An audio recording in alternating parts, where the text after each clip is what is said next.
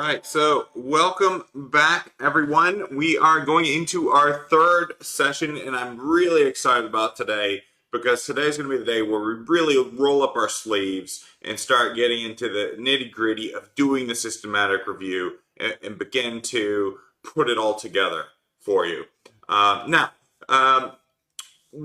I've been talking with many of you about your topics, and I want to take on some specific questions and cover some specific examples that have come from you as a group collectively so that we can continue as a community to learn from each other and improve the overall quality of our reviews and what we're trying to do.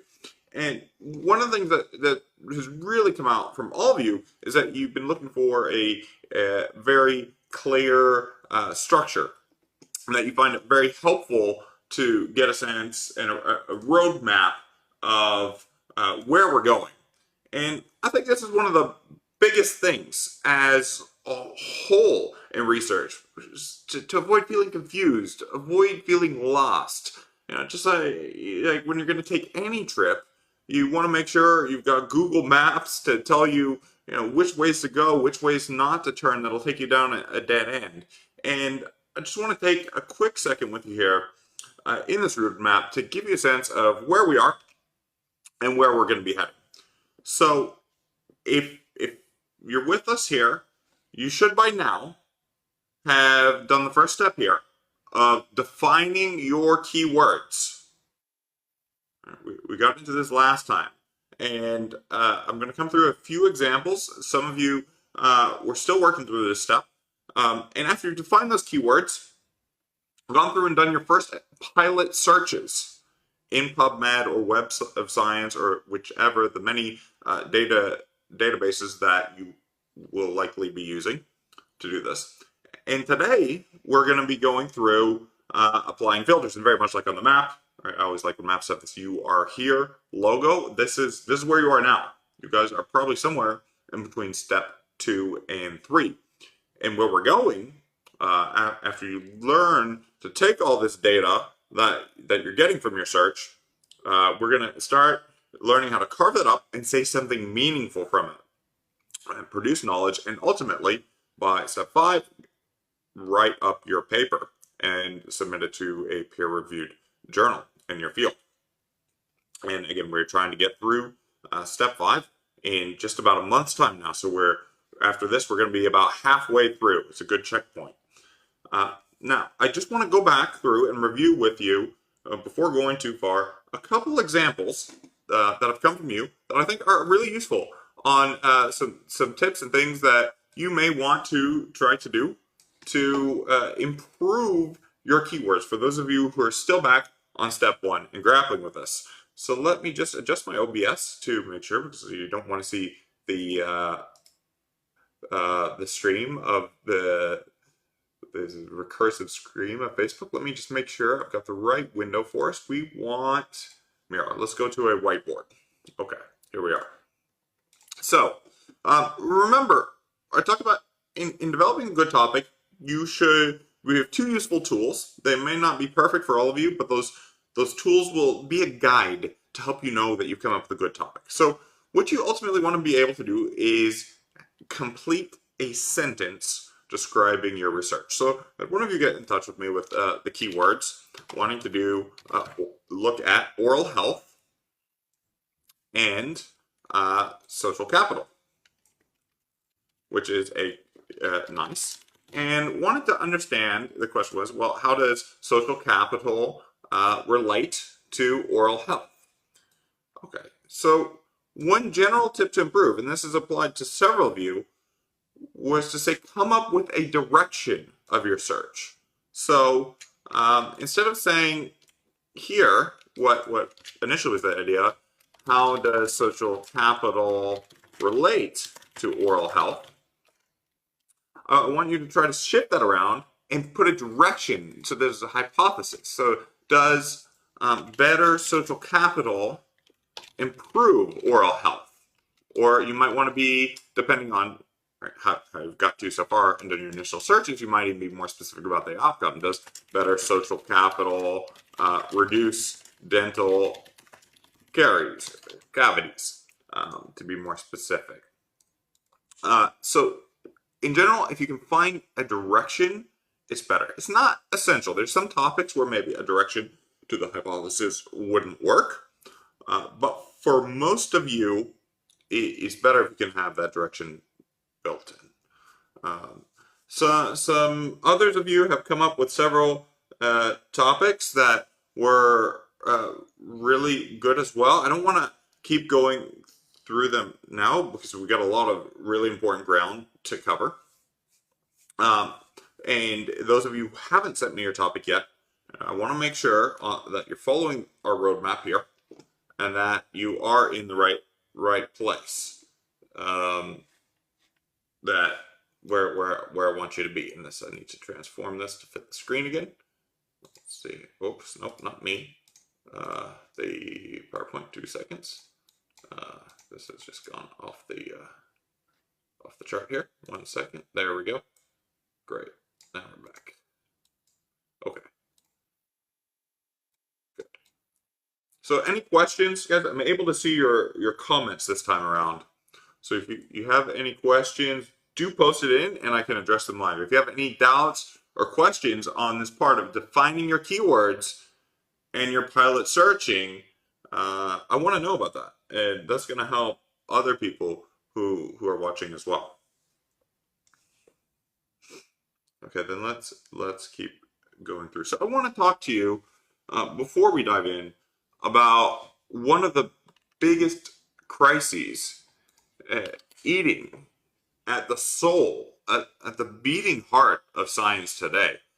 A crisis that undermines public confidence in what we do as scientists, undermines the fundamental belief that I have, and I hope that you share, that by making policy decisions and organizing our world with the principles of science, we can make the world a better place for everybody.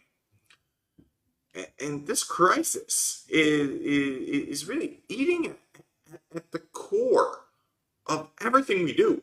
It's a disease that's kind of gotten under our foundations and is starting to rot us from the inside out. And I don't exaggerate, because this is a crisis that we're all going to have to face. And one of the reasons why I want to make sure you're doing rock solid good researchers as I try to turn you through our trainings into a publishing machine and the next generation of people doing cutting edge work in your field. And so let me tell you a bit about this crisis. And I'm not picking on any particular field here, but I'm going to start with a crisis as it applies to psychology. And so a recent set of work was done that took out the 53 landmark papers in psychology. By landmark, I mean the papers that really, these were paradigm shifts. These were the points of reference that if you were going to work in this space, you had to think about this paper's findings. It was path-breaking landmark papers, and found in psychology as a field, looking over the past 30 years, 53 of these, the 53 most important papers. And what this team of researchers did, they set out to reproduce these papers. Right, just by, and we've talked about how reproducibility is the hallmark of good science. That if somebody takes the steps that you're taking on your project, they follow those same steps, they're going to come up with your conclusions and your findings. And again, key feature of good science. So can you guess how many of these 53 landmark papers, the kinds that every student is studying now when they do psychology because they're that important, how many of these the research team was able to replicate?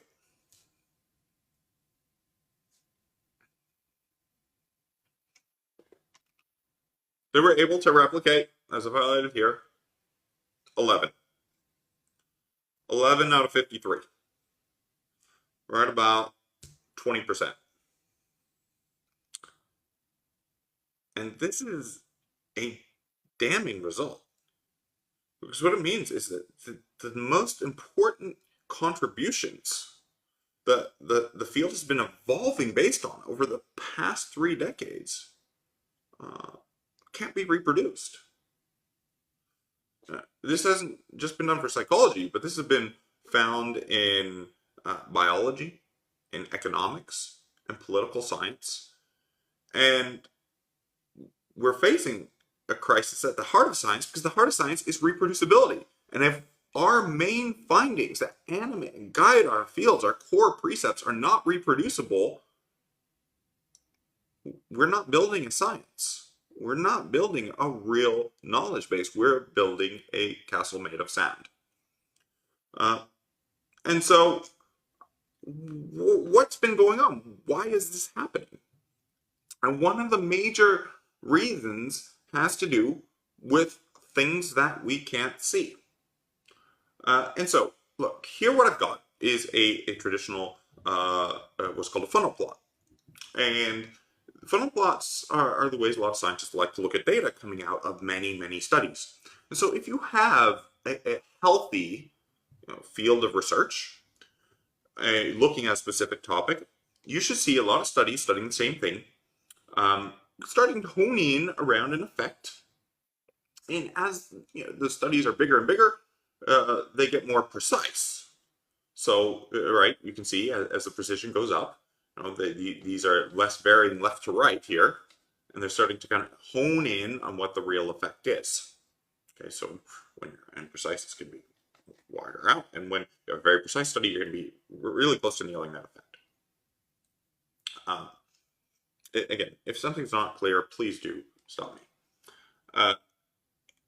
And what's going on when people look and try to do this diagnostic checkup of what studies look like? So just to be clear, each of these dots here is a study that reports an effect size in a field, studying a specific question, hypothetical. What's going on is that the body of studies look like this. I'm just going to do that again to make it clear what's happened here. This whole chunk disappears. It's not there. And what this leads to is people misestimating an effect to be, in this case, more positive than it really is. Looking at the body of research and knowledge, say, well, the effect looks like it's about here. And what this is called is publication bias. We face, as researchers, incentives to publish things when we have a positive finding. The things that are negative, the studies that didn't work out, the things that we didn't find, we have very little incentive to write up and take all the way down the path of publication, like we're doing now. And this is systematically skewing our vision of knowledge in our field. Because what so often happens is these studies that were back here, that were negative or didn't produce the results, didn't produce the results that the researchers may have wanted or felt was interesting or was going to get them career accolades in development, they don't see the light of day. And that makes it impossible for the rest of us to evaluate them. Well, impossible, I should say, because not entirely, because I'm coming to that. But I was just looking on Twitter about negative results, and here's a PhD student who wrote that if I chronicled all my negative results during my studies, the thesis would have been 20,000 pages instead of 200. And this thing that the PhD student casually was posting on Twitter is something that happens all the time. So often, people might have a sample or data set, they fiddle around with it until they get a positive result, and they report that. And make that carefully manicured and written up, make that look pretty, and the rest gets discarded. In general, there's a wider point here about failing that we tend to hear. A real world example you probably dealt with is we hear about all these wildly successful people, but we rarely hear about their failures in all the struggles to get there along the way, or all those who didn't make it along the path.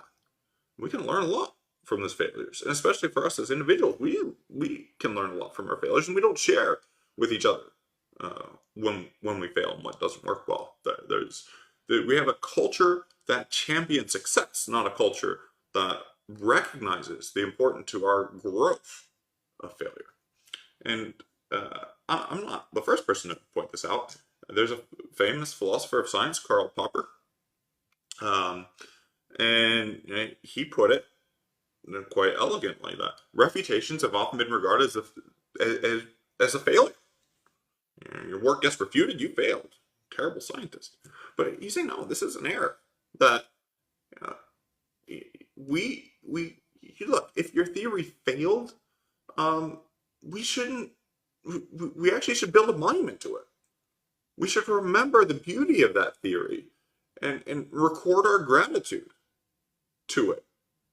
And you just never know that it may give us inspiration down the road. And this is exactly what happened with evolution. Right when Darwin was trying to come up with a theory of genetics and heritability across generations, he came up with a theory that DNA played a fundamental role. But there were rivals at the time, the ones that maybe you hadn't studied about in your biology books. I certainly hadn't. And one was Lamarck. And Lamarck believed that heredity was not through DNA, but was through culture. It was culture that was passing things down. Well, it turned out that Lamarck was wrong and Darwin was right. But as we've come to learn now, there are some fundamentally important environmental gene interactions where the environment can now shape our genetic code in ways that do get passed on. And by remembering Lamarck's theories, they've actually now come back into play with new scientific discoveries and have turned out to be tremendously informative. And this really just brings back Popper's point. We need to remember that scientists are failures, and if we don't, we can completely skew our vision and run into this whole crisis that's eating at the heart of science.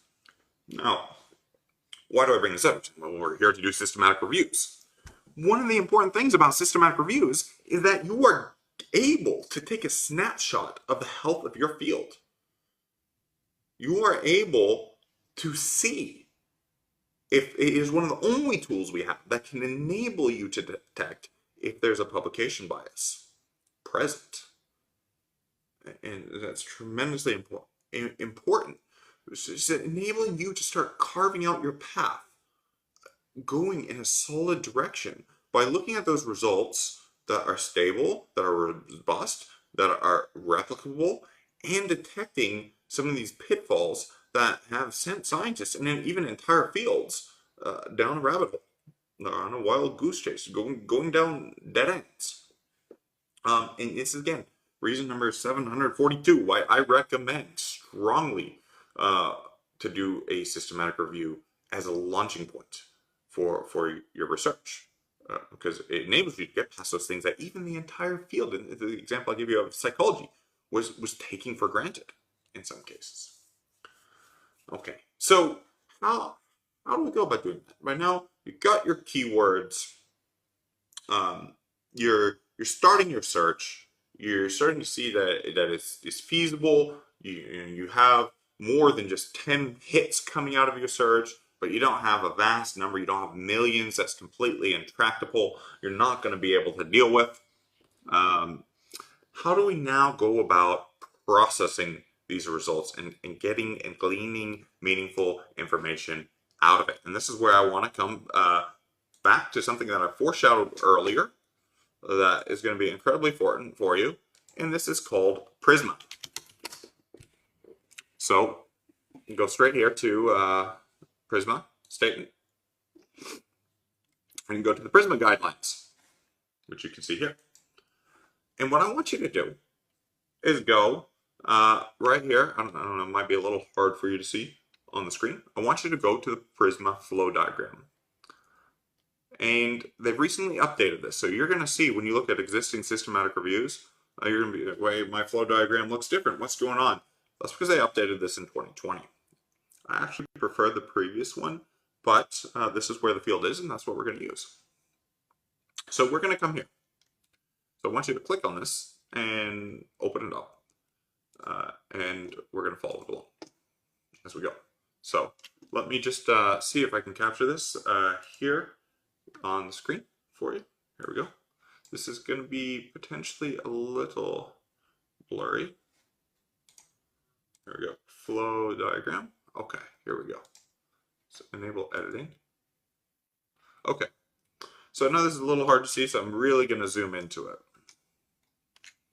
Okay, so what you see, Prisma diagram, what's so nice about this is this has been set up so to be step by step, that you go through step 1, step 2, step 3, step 4. You're going to get to the very end, and you will have defined in a very clear way what studies you're looking at in your systematic review. So this Prisma is going to take you from where we were before. You are here in our roadmap to the next stage. And this is actually very straightforward because he forces you to fill in each box as you go ahead. So what we're going to do is, you've already done this first part. It's broken down into identification, screening, and the final one's included. Within screening, you have a screen, and then you have full text that are assessed for eligibility. So let's take each of these components in turn. So the first step, you've already begun this. You've begun to identify records. Now, records in some of your cases might be, say, from PubMed. You've had your initial searches. You know what was there. Maybe you had, I don't know, let's say you had 752 in your initial PubMed search. Maybe you supplemented that with Web of Science, and you found 37 papers there.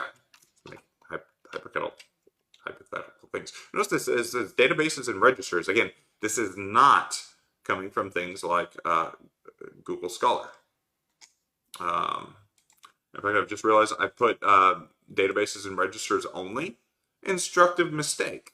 Right, and consistent with our theme today of learning from errors, we actually want not just database and registers only. We also want to keep space for other sources. Some of you guys have talked to me like, what do I do if I get something from Google Scholar or somewhere else? This is where it goes. So this is the one you want, which is more complicated. So we're going to redo this. So the records identified. Let's just come back with our hypothetical example, PubMed 752, and say Web of Science. We have hypothetical number 37. The very first thing you want to do is you're going to try to get rid of duplicates.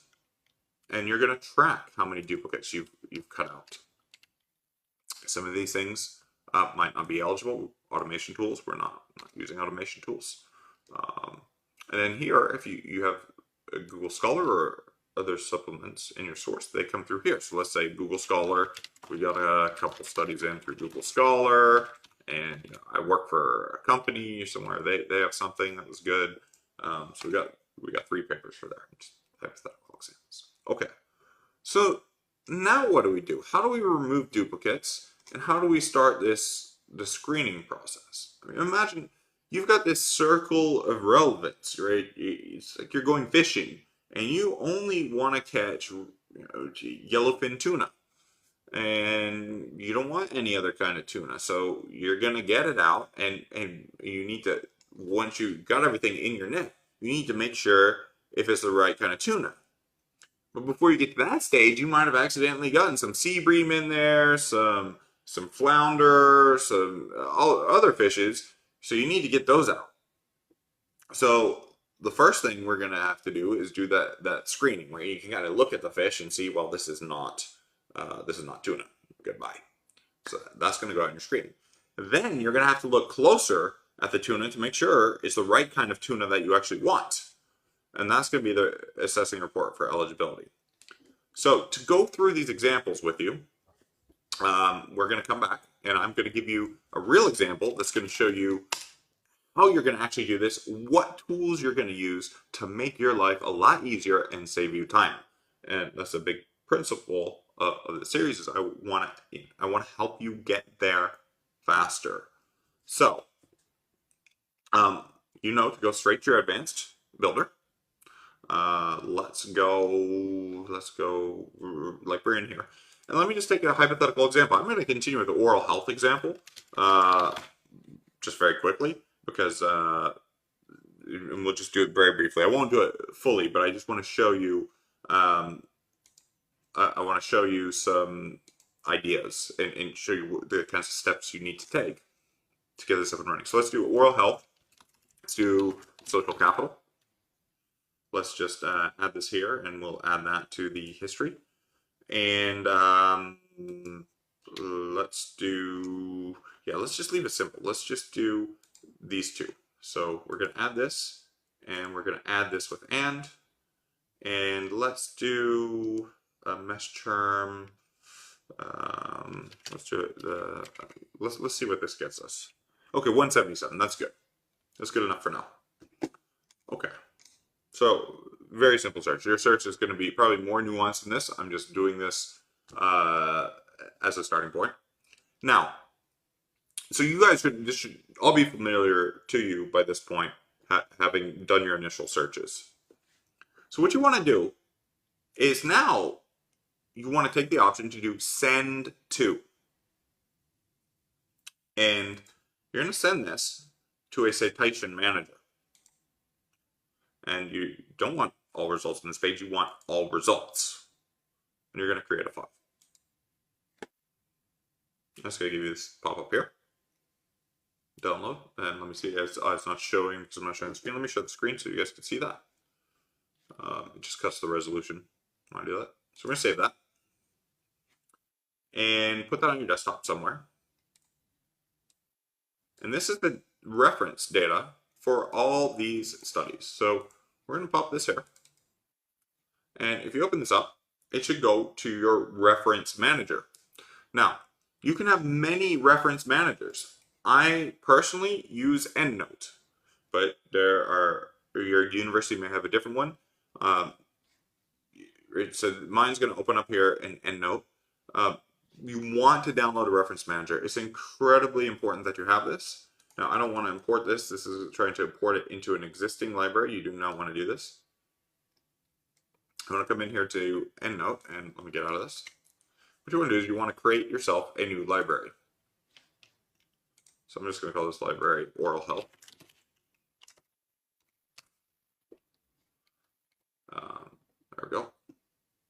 And this is all similar applications. It's like when we did the search in PubMed or the search in Web of Science. All reference managers, if they're any good, should have the same functionality. And I'm here. And you're going to click import the file.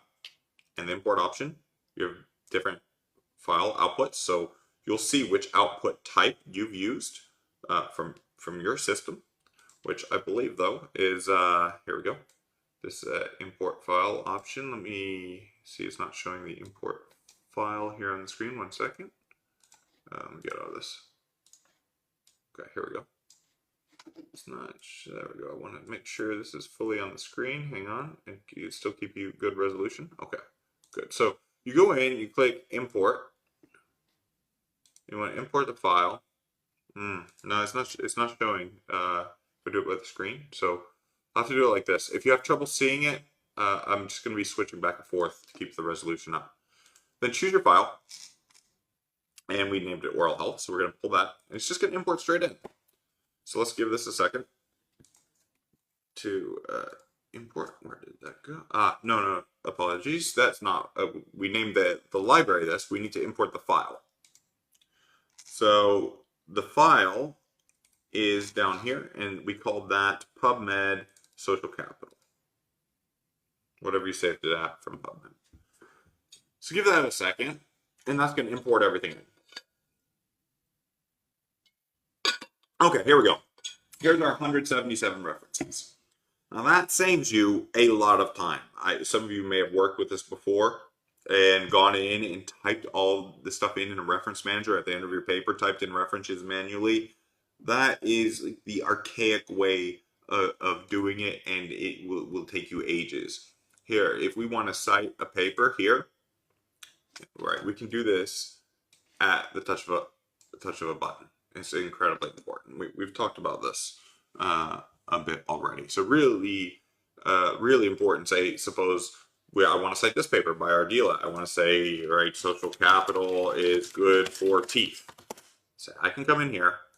It syncs with Word. All reference managers will do this. Come to Ardila. Oops, and I can't spell. Ardila. I'm going to insert. And here we go. Straight in, we have our reference. And here I've got it in the style of the Journal of Lancet. But suppose I want to go to American Sociological Review.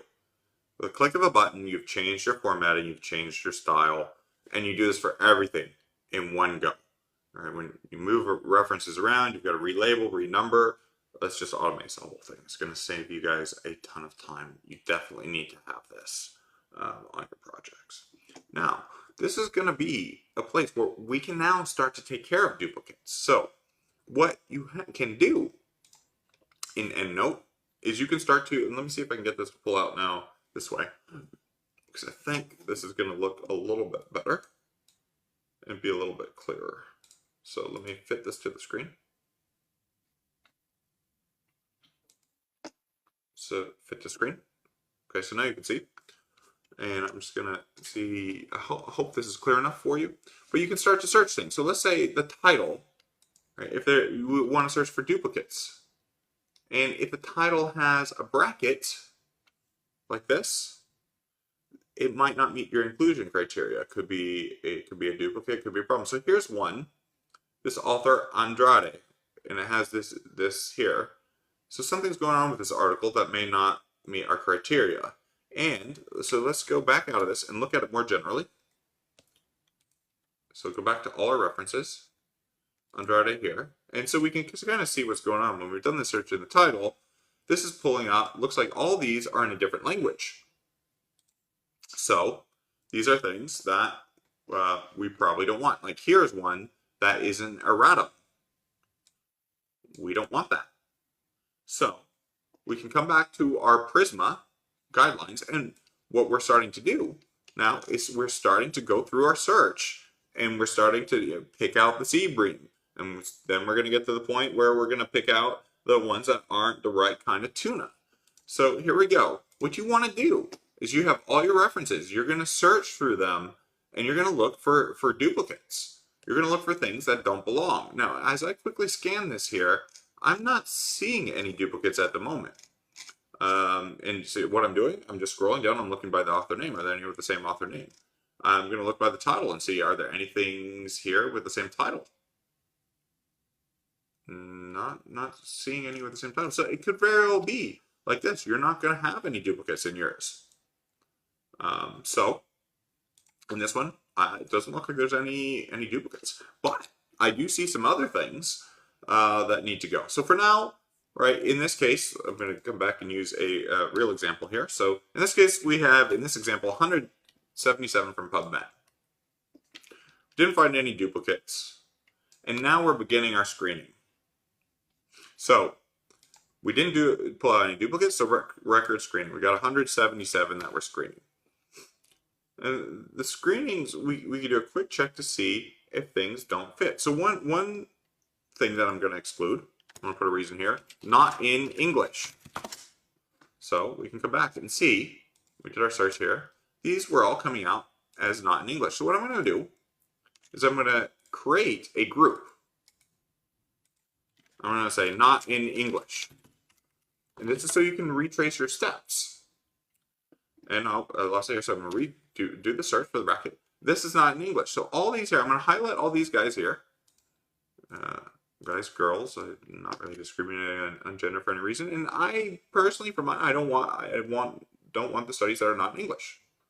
So now I have them all here, and I can come back to my Prisma and document. So not in English, they're going to get excluded. So I'm putting 7 in the category.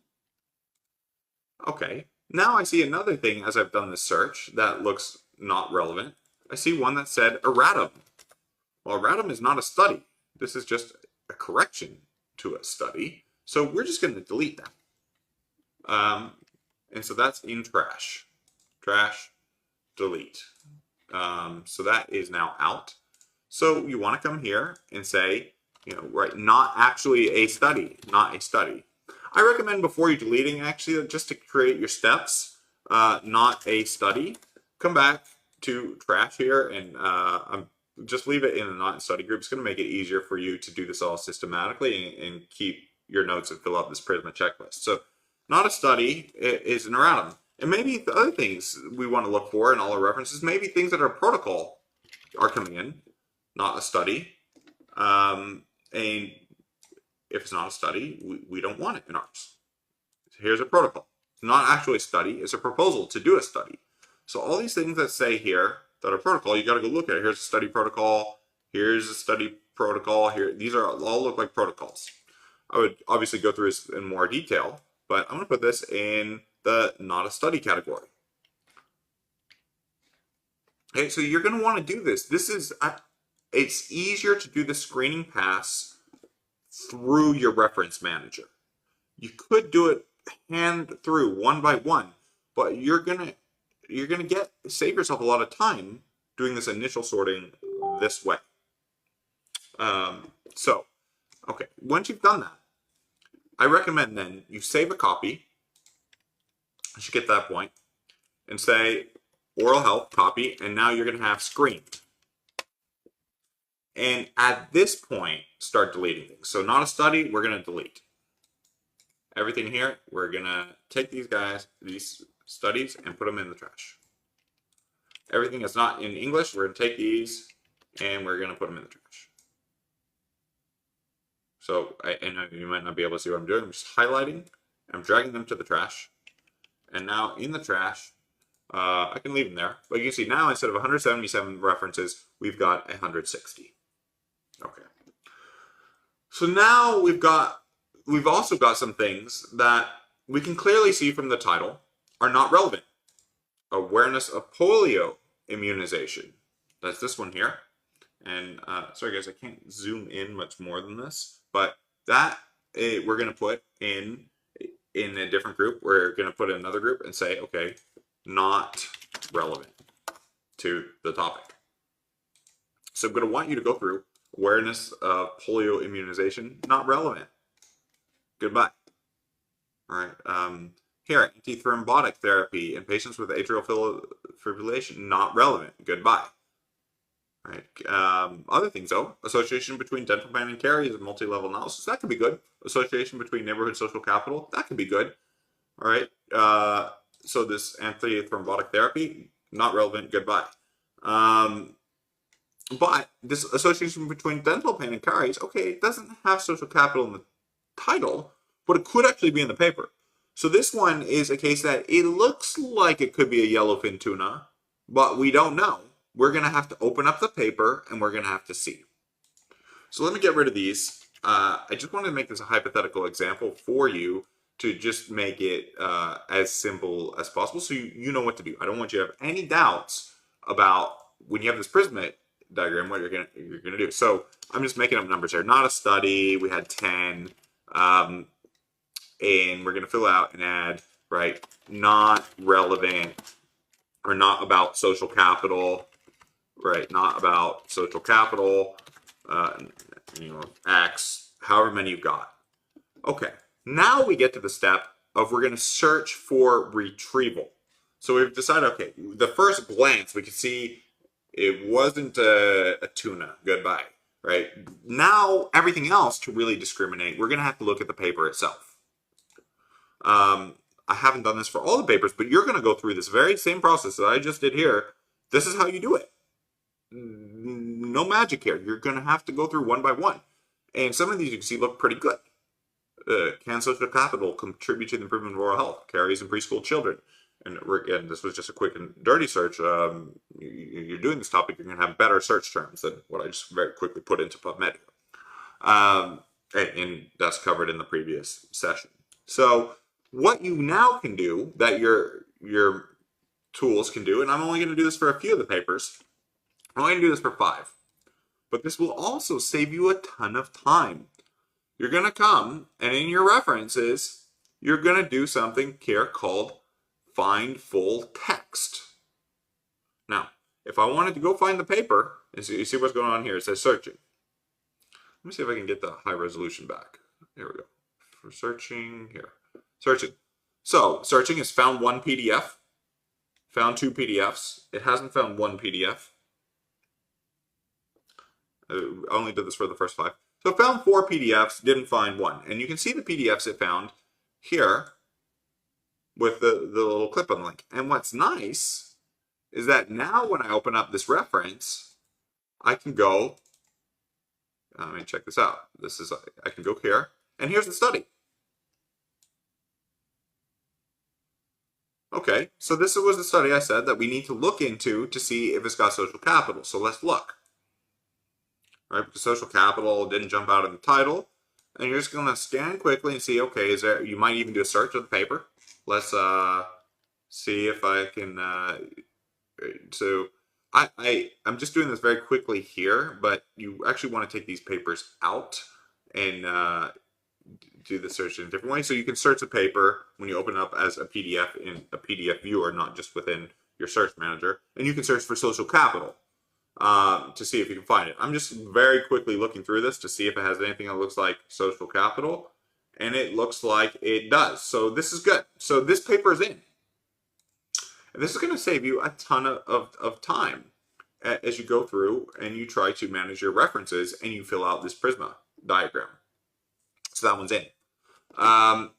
And one thing you can do, I also want to show you, to get all these PDFs out, when you go to your library, and you should have this library wherever you set your library, pay attention to whichever folder it's in.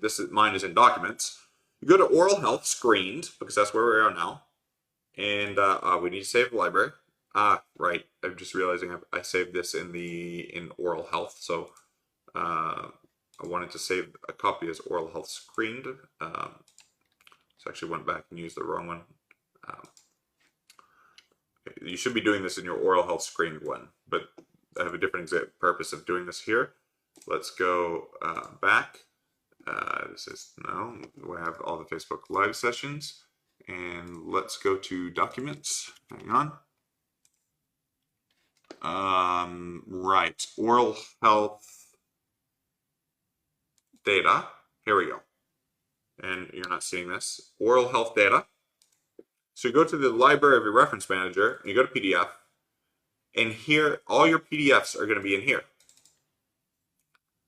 So you have just, instead of going and searching, right, from PubMed, each article, clicking on the article, saving, clicking, saving, going to dig it up, you'll be able to get about 80% of your articles. You're still going to have to search for some, but you're going to do it in not even half the time. You're going to do it in a fifth of the time this way. So out of here, you want to search here, start.pdf. You want to get all the PDFs. And you've got all the PDFs. Copy these and move them to a new folder.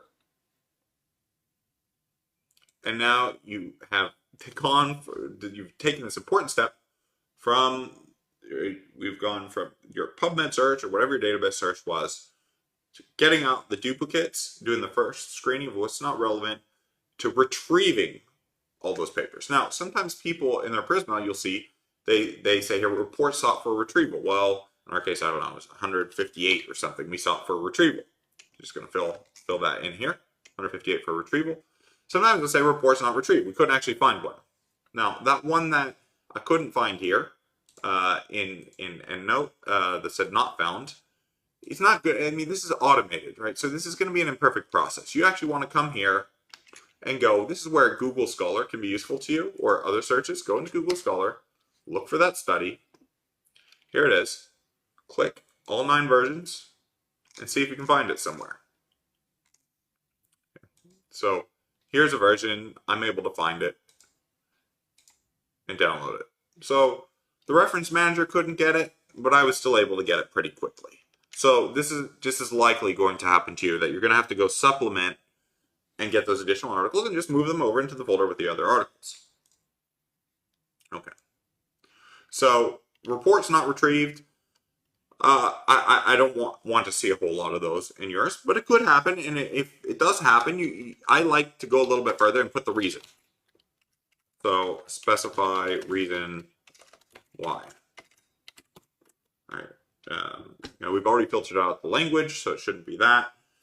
Just saying that it's not open access is not, it could be a reason in your case, but so it may be you're not able to retrieve because not open access and you're restricting to only open access papers. But if you I don't like that criterion. Sometimes reviewers down the track will not be happy with it. So if you're struggling to access papers, DM me and I'll teach you a way to get access to the paper. Teach you a way that I probably shouldn't teach you, but I'll teach it to you anyway and share that with you. Okay, now we've got to the point where reports assessed for eligibility. And this is where we're going to have some variance. And this is going to vary a lot depending on your topic. So, right, because I said I wanted here a yellowfin tuna, right, your topic might be in social capital, you only want studies of caries, but you got studies on general health and not about caries. So you say, studied caries as outcome measures.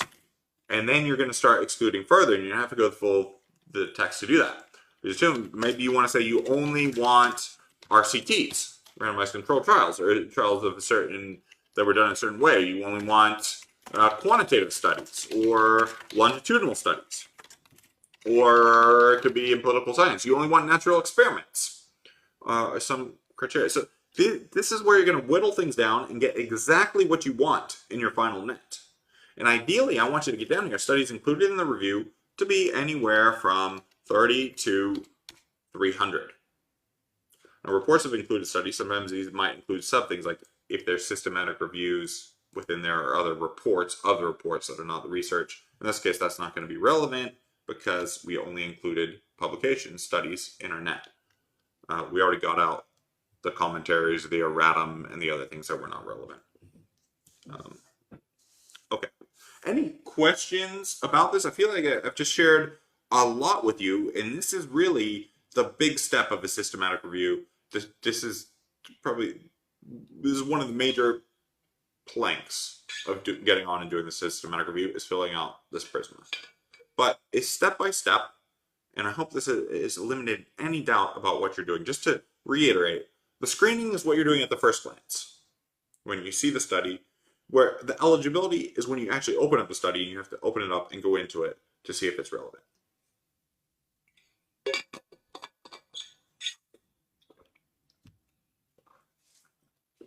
Okay, let me get out of Prisma then.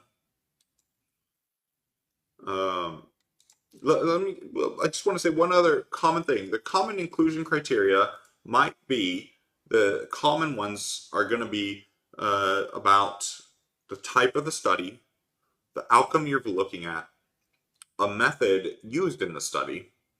It could also be a geographic location of the study. Those are often viable reasons for inclusion and exclusion. But sometimes those are areas that you might want to do a sub-analysis. Because once you get all this in your net, now you're going to be able to analyze the data in important ways. Right? You could analyze the data, for example, to see if there was publication bias in your field. You could actually see, it's one of the only tools we have to test and detect if our field has this rot in it that is so bad for our collective knowledge.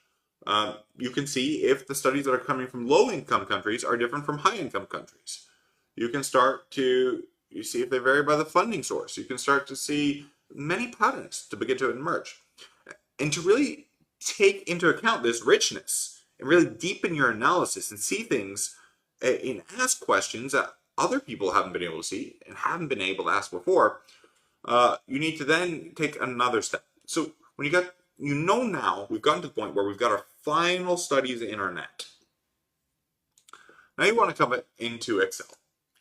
And this is actually contributing to writing your paper, because often you're going to create this kind of a table, and that table is going to go in your paper. I know this is a little hard to see because it blurs when I do it this way, but you want to have some main columns. So you want to have things like author, year, study design, sample size, outcome, intervention, quality assessment, results. You basically want to take a study and extract out the nuts and bolts of it. That is going to enable you to look at many studies together at once. So let me come back in our, let me just do this very quickly so you can see a live example of what that means in practice. So let me come back to EndNote. And if I'm doing my job right, you're not going to sit in front of a computer blankly. You're going to know exactly what to do each step along the way. So let's take this study. Okay, we've got Ardila. So I'm just going to copy, format it, and I can put it here. Here are the authors. Now this is giving me too much information. I only want the author. So there are ways I can just spit out just the author. I'm not going to mess with that now. I'm just going to do this more simply. I'm just going to type this in. Ardila et al. And this study was in the year 2016. Okay, I'm going to then look at the study, and I can do this from within EndNote. That's no problem. Let me go into the paper. Hang on. Let's see here. Here's the paper. Okay, what do we have? We have a study design that was a multi-stage stratified sampling with, so again, very quickly, you're just going to come here, multi-stage stratified sampling. And for example, and they used logistic and multi-level regression. Okay, sample size 3,843. And the outcome, some papers will make this easier. They look like dental pain. No, sorry, caries. The main outcome was caries. Okay, and so no intervention. That's not relevant here. Quality assessment. I'm going to come to. One other thing you might want to have in yours, the geographic location of the authors or the study. Here, the study was done in Colombia. Right? It could be, this will enable you to test something that maybe others haven't looked at. Maybe social capital is really important for oral health in low and middle income countries, but it's not in wealthy ones where those social networks might play less of a role in people getting access to healthcare. It's a hypothesis, it's an idea, but it's something you can actually test and look at and explore in the analysis you're doing. And that's a very important question. Okay, to come back. And so that's exactly what you're going to do for all these studies. And often you'll see in systematic reviews, this paper, this table that comes gets published in the paper, if not in the main text, as an appendix. And when you have all this together, when you have a lot, what you're going to be able to do here, and I'll go into this in the next session to some extent, so you'll be able to come into your format and you're going to be able to sort these columns. Let's see here, sort. So you'll be able to custom sort, and you'll be able to sort it by the year. Now let's say data has headers. So you'll be able to sort it by the year, so you can start to see if, by looking at the outcome, if the recent studies differ, if they differ by study design, if they differ by outcome, if they differ by quality. And this is going to give you thick insights. It might be a lot of the cross-sectional results show one thing, but when they took into account the time dimension, the results completely changed. This is going to open up those kinds of thick insights. And then the out conclusion, I just put very simply in the conclusion, the dental pain associated strongly with caries. Okay, but you want to get this thing that's specifically relevant to social capital, so you're going to have to look a little more closely in there to get that. Now, the last thing, I hope this is all clear. The last thing I want to share with you is the quality assessment. And this is not required, but I find it incredibly helpful for your own knowledge and your own weighting and understanding of literature, for you to draw more heavily on those strong studies than those which are weaker. And this is a deep question, and it's a question that's not really well established or resolved in science. How do you assess the quality of research? How do we know if a paper is good? In the language of quality, is it weak? Is it moderate? Or is it strong? We need some tool for that. And there are many tools available, and they are often field specific. So I cannot give you a one-size-fits-all tool to assess the quality of your research. Although there are some general tools that I find useful and that our team has used in the past. So let me give you one that we've used and we've published in several papers that we've adapted. Because we went on a big hunt to find the best tools for this. And this you can find it in picking on Pepita again, some of her work here. And actually, now let me go to this paper. And I'm just going to take you where it is and show you the tool that we used. Although I'll note there are others, and you might know what's best for your field. But you could definitely use this tool because it's one of the more general tools that I found. So Pepita went through in her paper here, and am I making this up? I might be looking at the wrong. So here we go. Quality assessment scores. And look at 9 dimensions of studies, from the design to dealing with potential confounding or endogenous factors, to if the authors were, if those who designed the study were blinded to the intervention, the data collection methods, how representative they were, satisfying external, internal validity, how well they conducted the data analysis, how well they reported what they found, and amalgamated, integrated these to come up with an overall rating. So the tool that goes into more detail for this, we took from a, let me see if I can find where that is. Hang on a second. Ah, here, process, here we go. I'm just looking for the paper. This paper. And this was applied to nursing interventions, but I think it's a really nice paper. So here we go. So you can come here and think of components that are relevant to your study. We adapted this for ours, but this will give you a good guide. So design, this framework said RCTs are strong designs, moderate designs were cohorts or case studies or interrupted time series, weak ones were all other designs or designs not stated. And confounders, were they able to adjust for them? How well? I don't think this is the best way to think about adjusting for confounders, but the point is, I can't give you one size fits all for assessing the quality of research. There are other tools out there that you can find. If we just look here, identifying approaches, the BMJ has a nice series on it, British Medical Journal. I won't get into that. And again, it's not strictly necessary, but I find this is just good practice, and it's good to report that you have not just pulled everything in your net. You've realized that, look, this is amazing. This is the most beautiful yellowfin tuna I've ever seen. I don't even want to eat it. It looks so nice. It really will enable you to give even deeper, richer insights about the body of studies that you have. The other thing I want to note from pulling together this table, in the results, I put dental pain associated with strong anticaries. There is something that I'm going to flag. Some of you could do it, but I'm not going to take you through it in this training. You could give a specific quantitative result. Say social capital, better social capital improves oral health by 20%. I don't know. And you do this for many studies, and the meta-analysis is trying to come up with one overall estimate based on pooling together all those studies, or perhaps pooling together a subset of certain kinds of studies, maybe only the strong ones deemed to be strong quality.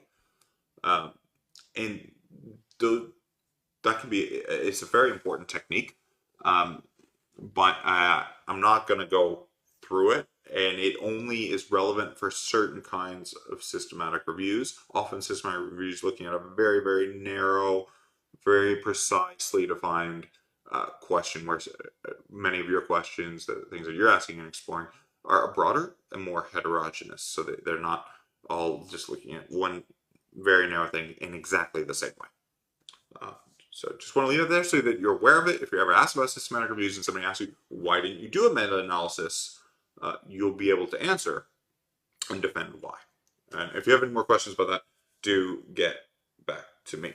So look, on our roadmap of where we're going, after this session, you should feel confident that from your initial defined keywords and your initial search, that you can get together your final net and start pulling together those data sets in ways that are going to lead us into our next session, that are going to enable you to make thick, real contributions and real insights that other people have never been able to see before in your field.